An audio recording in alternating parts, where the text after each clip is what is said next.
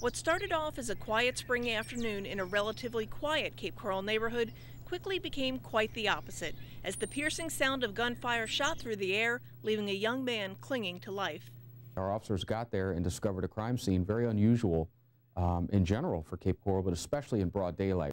When police arrived at the Southwest 7th Place home, they found 25-year-old Andre Warburton lying in the driveway, the victim of a spray of bullets aimed at the Fort Myers resident. Despite efforts to save his life, Warburton died on the scene while his killer sped away as a free man. Detectives in this case believe that the murder was targeted. Therefore, there's going to be people that are in the know. However, the key to providing closure in this case is for someone to step forward, do the right thing, and tell police what they know. There was some witness accounts of a black SUV, possibly a Cadillac Escalade, leaving the scene at a high rate of speed towards Skyline Boulevard immediately following the sound of multiple gunshots. But beyond that, detectives have very little to go on other than this sketch of the man they believe was the shooter.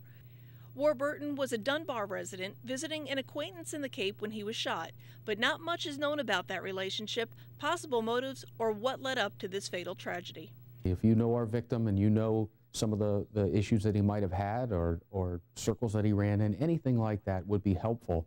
Since the murder happened in such an unusual location, police say nearby residents may have been in shock at first, making them hesitant to provide an account of what happened that afternoon. There's a couple different reasons why people don't come forward. Number one, they may be afraid, or number two, it's a traumatic thing to see that or hear that or know that that happened.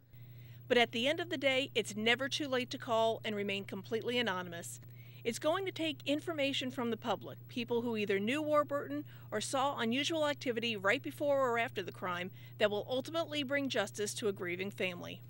If you're on the fence whether to call, think of that family, and nobody should have to go through that.